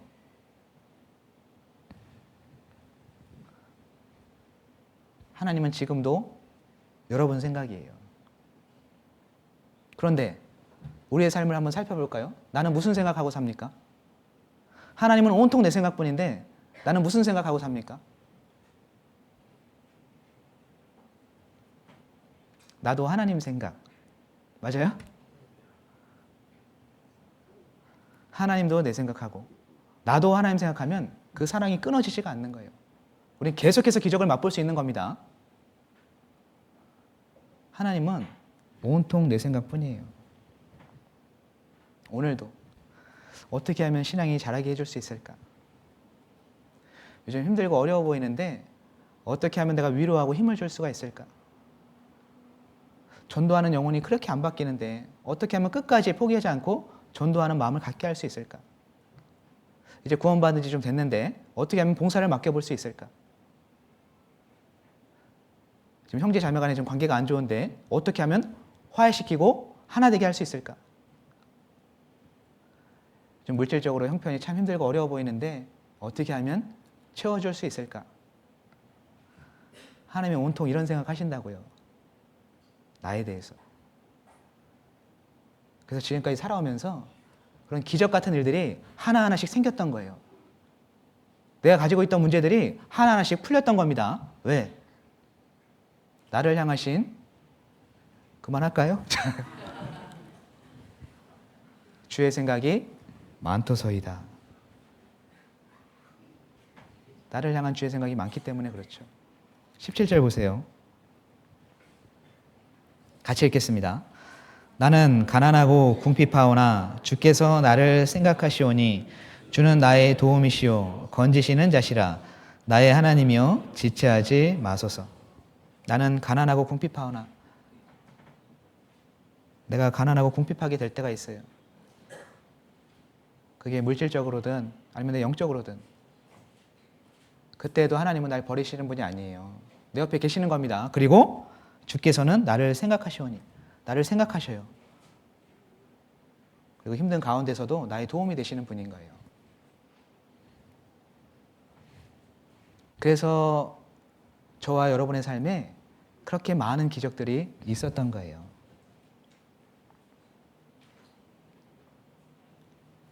여러분 기적 속에 살고 있습니다. 왜? 하나님이 기적의 하나님이기 때문에 그렇죠. 여러분이 구원받고 이 자리에 앉아 있는 게 기적이에요. 주일날 이 시간에 1시간 반 동안 앉아 있는 거 쉬워요, 어려워요? 근데 내가 여기 앉아 있네요. 나는 등산하는 거 좋아하고 캠핑하는 거 좋아하고 내 취미생활이 있어서 주일날 여기 앉아 있을 수 있는 사람이 아닌데 내가 지금 여기 앉아 있잖아요. 그거 기적 아니에요? 그리고 나랑 안 맞으면 얘기 못 합니다. 근데 교제 가면요, 남녀노소 다 틀려요. 그죠? 안 맞는 사람도 얼마나 많아요. 근데 그들과 하나 돼서 교제를 나누고 있네요. 기적 아닙니까? 그러나 나는 힘든 거, 싫은 거 안 하고 싶습니다. 근데 하나님께서 내게 봉사를 맡겨주셨어요. 내가 제일 못하는 걸 봉사를 맡겨주셨습니다. 근데 하고 있어요, 내가. 그 기적 아닙니까? 기적이잖아요. 내가 반복되는 죄 때문에 힘들었는데 시간이 지나면서 그 죄의 유혹을 끊어버렸어요. 그 기적 아닙니까? 하나님이 도와주신 거예요. 내가 전도하는 그 영혼이요, 구원을 받았어요. 기적이잖아요. 여러분, 여러분의 삶에 기적 아닌 게 있어요? 다 기적이라고요. 이 기적이 많은 이유가 뭐죠? 우리 하나님이 기적의 하나님이기 때문에 그래요. 그러면 앞으로도 내가 하나님을 섬기고 살아가면 이 기적은 다 누구 것이 될까요? 내 것이 되는 겁니다. 여러분, 하나님을 섬기고 살면 수많은 기적이 내 삶에 펼쳐질 거예요. 하나님은 기적의 하나님이세요. 여호수아 24장입니다.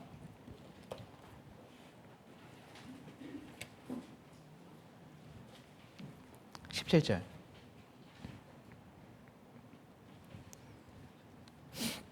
중간에 보면 우리 목전에서 그 큰 이적들을 행하시고 우리가 행한 모든 길에서 우리의 지난 모든 백성 중에서 우리를 보호하셨음이며. 우리가 왜 하나님을 섬기고 살아야 되죠? 우리 하나님은요, 우리의 뭐가 되시죠? 보호자 되시기 때문에 그래요. 우리의 지난 모든 백성 중에서 우리를 보호하셨음이며. 하나님은 우리의 보호자가 되어주셔요. 이 보호자의 뜻에는 입히시고 채우시다라는 뜻도 가지고 있는 겁니다. 하나님은 우리를 채워주시는 분이에요. 살아갈 수 있도록 도와주시는 분인 겁니다. 공급자 되신다라는 말인 거예요. 하나님을 섬기고 살 때 필요한 모든 것들을 공급받을 수가 있는 거예요. 이스라엘 백성들 보세요.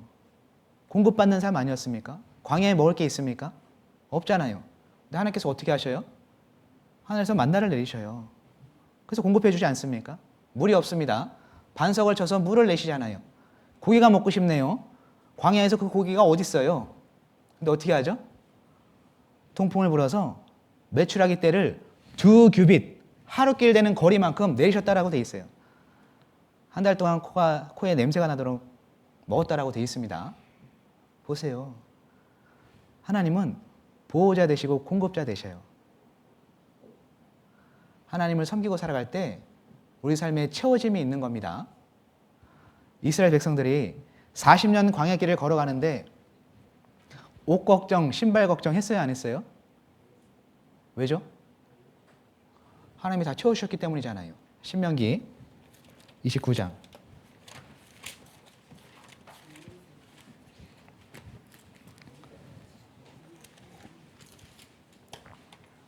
5절입니다.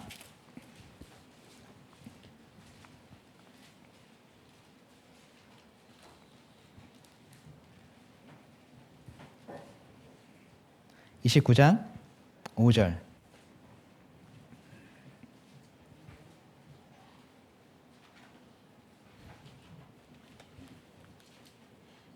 신명기 29장 5절입니다. 자, 같이 읽겠습니다.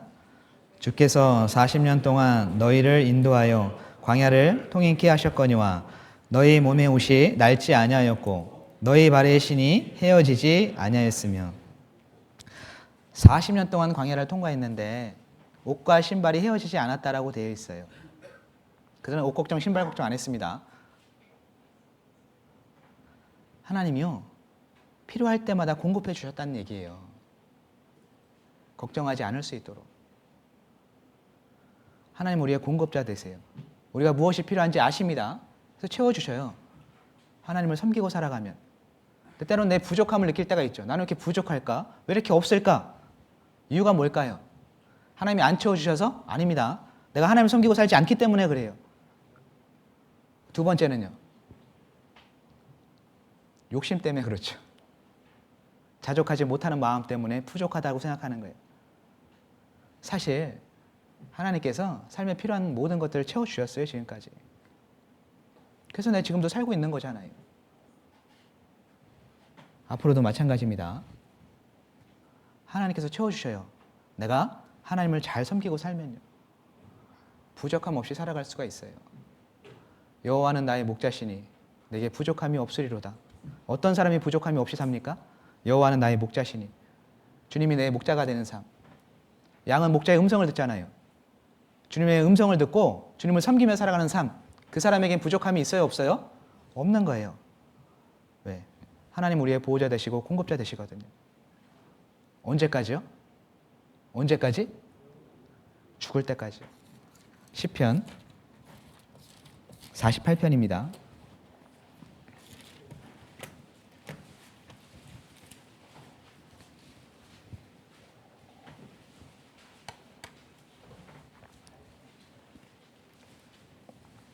(48편) 14절입니다.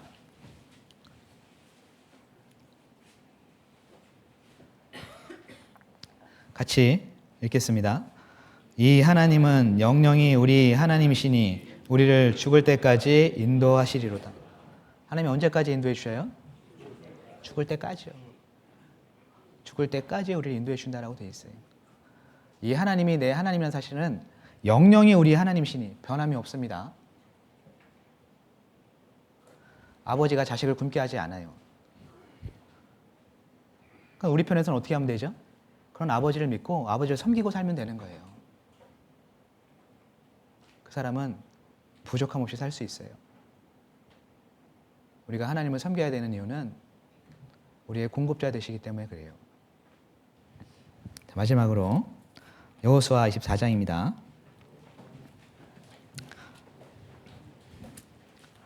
왜 우리가 하나님을 섬기고 살아야 되냐면 18절 보세요.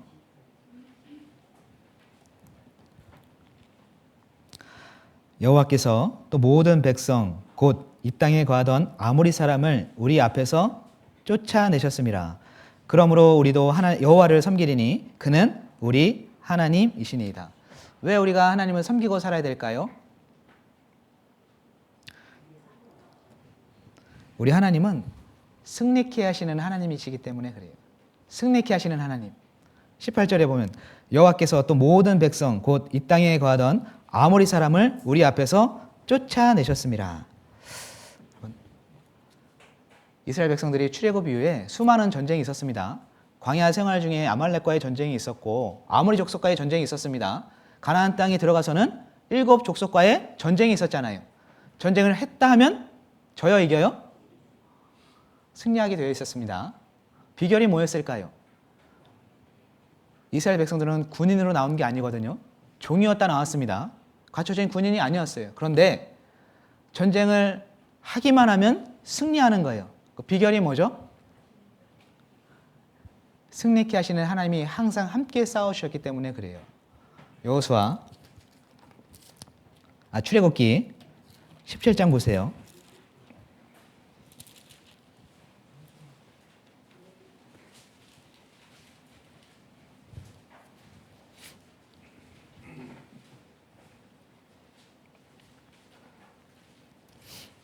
아말렉과의 전쟁 중에 아말렉을 진멸하는 전쟁에서 승리하는 내용이 나옵니다. 18절 보세요.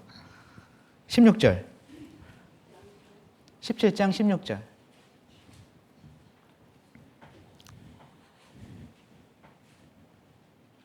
(15절부터) 제가 읽어보겠습니다. 모세가 단을 쌓고 그 이름을 여호와 니시라 하고 가로되 여호와께서 맹세하시기를 여호와가 아말렉으로 더불어 대대로 싸우리라 하셨다 하였더라. 전쟁의 승리의 비결이 뭐였죠? 누가 같이 싸우고 있는 겁니까? 우리 하나님께서 함께 싸워주고 계시는 거예요. 그래서 이스라엘 백성들은요, 전쟁을 했다 하면 승리하는 거예요. 하나님이 같이 싸워주시니까. 왜 우리가 하나님을 섬기고 살아야 될까요? 신앙생활 자체가 전쟁이거든요. 우리가 하나님의 자녀이기도 하지만 군사로 부름받은 자잖아요. 군사는 싸워야 됩니다. 싸워서 승리해야 되죠. 우리는 수많은 영적 전쟁 중에 있어요. 내 자신과의 전쟁이 있고 이 세상과의 전쟁, 마귀와의 전쟁, 이뤄진 영혼들과의 전쟁이 있습니다. 전쟁을 할 때마다 승리하려면 어떻게 해야 되죠? 하나님과 함께 싸워야 된다고요. 승리케 하시는 하나님과 함께 싸울 때 내가 영적 전쟁에서 승리할 수 있는 거예요. 그러니 우리가 하나님을 섬기고 살아야 되지 않겠습니까? 승리하는 삶을 살아야 되잖아요. 오늘도 승리하고 내일도 승리하는 삶을 살아야 되지 않겠습니까? 어떤 사람이 승리한다고요? 예, 승리케 하시는 하나님과 한편 돼서 싸우면 승리하는 거예요. 여러분, 하나님은 구원받고 지금까지 한 번도 내 편이 아니었던 적이 없어요. 키는 누구한테 있습니까? 나한테 있어요. 내가 하나님 편이 되느냐, 나 혼자 싸우느냐. 거기에서 승패가 결정되는 겁니다. 내가 전쟁에서 지고 있는 삶을 살고 있다면 하나님과 지금 한편 되지 않았기 때문에 그래요. 하나님이 날 도우지 않는 게 아닙니다. 내가 하나님과 한편 되지 않기 때문에 그래요. 시편 118편 보세요.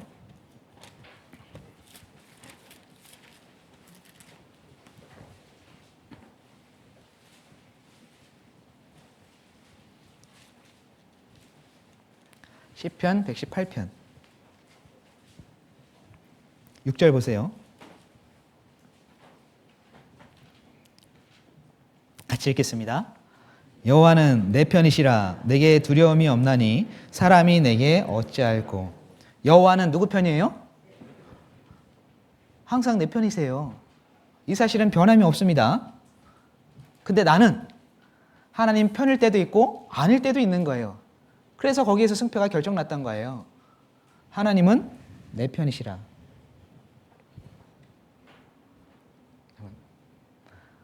하나님이 내 편이 되면요, 보세요. 내게 두려움이 없나니 사람이 내게 어찌할꼬. 내가 하나님 편이 되면 두려움이 없습니다. 사람이 내게 어찌할꼬. 그 환경이 내게 어찌할꼬. 그 영혼이 내게 어찌할꼬. 담대한 마음이 생기는 거예요. 내가 하나님과 편이 되면. 7절 보세요. 여호와께서 내 편이 되사 나를 돕는 자 중에 계시니 그러므로 나를 미워하는 자에게 보응하시는 것을 내가 보리로다. 여호와께서 내 편이 되사 나를 돕는 자 중에 계시니. 이게 하나님의 마음이라고요. 항상 내 편이시길 원하시고 나를 돕기를 원하십니다. 내가 하나님 편이 돼야 돼요. 그러면 있잖아요. 내 믿음의 신앙은 항상 승리하는 삶으로 살아갈 수가 있는 거예요. 매일 하루하루의 승리의 비결은 아침의 시작에 하나님과 편먹고 시작하는 거예요. 우리 형제 자매님들 오늘 아침에 하나님과 편 먹으셨어요? 오늘 아침에 하나님과 편 먹고 시작하셨어요? 그 사람은 반드시 승리합니다. 편 먹고 시작한다는 게 뭐예요? 하나님께 기도하고 하나님 주신 말씀을 붙잡고 가는 거잖아요. 하나님과 편이 되면 그날 하루는 승리하는 하루를 살아요. 네, 하나님 편이 되지 않고 그냥 나 혼자 살아가면요, 바쁘게 살았지만 승리하는 삶을 살지 못하고 넘어갈 때도 있는 겁니다. 여호와는 내 편이시라. 하나님을 섬겨야 되는 이유는 그래야 내가 승리하는 삶을 살 수 있기 때문이에요. 시편 18편입니다.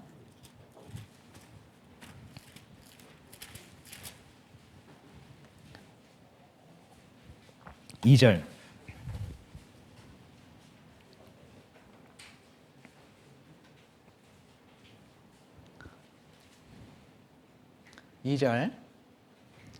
같이 읽겠습니다.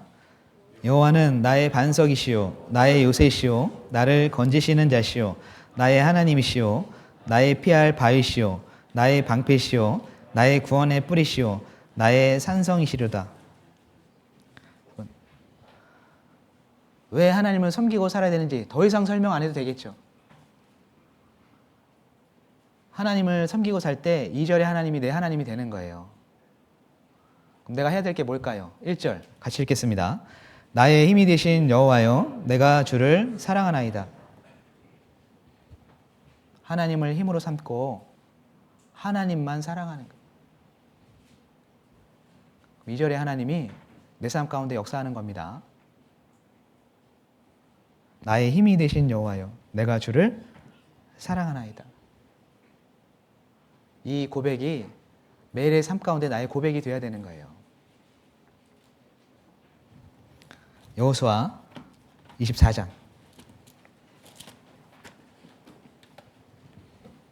네, 정리하겠습니다. 15절부터 제가 읽어볼게요. 만일 여호와를 섬기는 것이 너희에게 좋지 않게 보이거든 너희 열조가 강 저편에서 섬기던 신이든지 혹 너희에 거하는 땅 아모리 사람의 신이든지 너희 섬길 자를 오늘날 택하라. 오직 나와 내 집은 여호와를 섬기겠노라. 16절에 백성이 대답하여 가로되 여호와를 버리고 다른 신들 섬기는 일을 우리가 결단코 하지 아니하오리니. 뒤에 24절도 보겠습니다. 23절 여호수아가 가로되 그러면 이제 너희 중에 있는 이방 신들을 제하여 버리고 너희 마음을 이스라엘의 하나님 여호와께로 향하라. 24절 백성이 여호수아에게 말하되 우리 하나님 여호와를 우리가 섬기고 그 목소리를 우리가 청종하리이다 한지라. 제가 지금 두 구절의 말씀들을 계속해서 읽어드렸습니다. 여호수아가 있잖아요. 자기만 하나님을 섬긴 것이 아니라 자기와 관계된 모든 백성들에게 하나님을 섬기도록 이끌었잖아요. 그렇죠? 여호수아가 이야기할 때 백성들이 다 하나같이 우리도 하나님을 섬기겠습니다라고 이야기하지 않습니까? 이게 뭘 얘기를 하는 거죠? 왜 우리가 하나님을 섬겨야 됩니까? 내가 하나님을 섬기고 살아갈 때 나와 관계된 사람들이 하나님을 섬길 수 있는 기회가 생기기 때문에 그래요. 나와 내 집은 여호와를 섬기겠노라. 여호수아에 이런 간증이 없었고 이런 다짐이 없었다라고 한다면 백성들이 우리도 하나님을 섬기겠습니다 라고 이야기했을까요? 여호수아의 그 섬김이 하나님을 향한 바른 섬김이 그와 관계된 모든 사람들로 하여금 하나님을 섬기도록 했던 거예요. 여러분, 내가 왜 하나님을 섬겨야 되냐면 다른 이유 다 제쳐두고서라도 내가 하나님을 섬겨야지만 아직 구원받지 못한 그 영혼이 있잖아요. 내가 사랑하는 그 영혼이 있잖아요. 하나님을 섬길 수 있는 기회가 생기기 때문에 그래요. 내가 하나님을 섬기지 않으면 그 영혼은 하나님을 섬길 수 있는 기회가 없습니다. 그 영혼의 입에서 나도 하나님을 섬기겠다 라고 얘기를 들을 수 있는 기회가 없다고요. 그러니 우리가 하나님을 섬겨야 되지 않습니까? 나의 그 하나님을 향한 바른 섬김을 통해서 죽어가는 그 영혼이 언젠가는 하나님을 섬기게 되는 날이 있는 거예요. 그것을 바라보고 사실은 하나님 안에서 살아가는 거 아닙니까? 이미 우린 천국 가잖아요. 지금 오셔도 우린 천국 가지 않습니까? 구원 받았기 때문에. 그럼에도 불구하고 믿음 안에 살아가는 이유가 뭐죠? 많은 걸 버리고 신앙생활하는 이유가 뭡니까? 결국엔 아직도 구원받지 못한 그 영혼 때문이잖아요. 내가 하나님과 관계된 삶을 살아야 그들이 하나님께로 돌아올 수 있는 기회가 있기 때문에. 그래서 여러분들이 힘들지만 믿음 생활하고 있는 거잖아요. 맞습니까? 하나님을 섬겨야 될 이유는 충분합니다. 정말 하나님만 섬기고 살아가야 되는 거예요. 9월 4일 날 뭐가 있습니까? 뭐가 있어요? 네, 대전도 집회가 있네요. 많은 영혼들을 위해서 기도하고 계시죠? 그 영혼들이 하나님을 섬기게 할 수 있는 가장 좋은 비결이 뭐라고요? 내가 하나님을 바르게 섬기고 살아가는 거예요. 거기서부터 시작이 되는 겁니다. 9월 4일 날 있는 집회가 여러분들이 전도하는 그 영혼들이 모두 다 구원받고 기쁨을 누리는 귀한 시간들이 되었으면 좋겠습니다. 그리고 주님 오실 때까지 하나님 앞에 바른 섬김으로 살아가는 우리 형제 자매들 되셨으면 좋겠습니다. 기도하고 마치겠습니다. 사랑과 은혜의 하나님, 참으로 감사를 드립니다.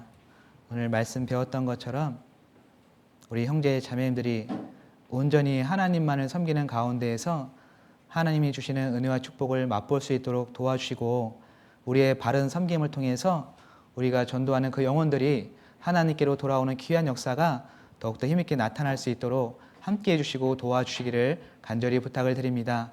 이후의 시간도 함께해 주셔서 많은 은혜로 채워주시기를 원합니다. 이 모든 기도 저희를 구원해 주시고 사랑해 주시는 예수님의 이름으로 기도드렸습니다. 아멘.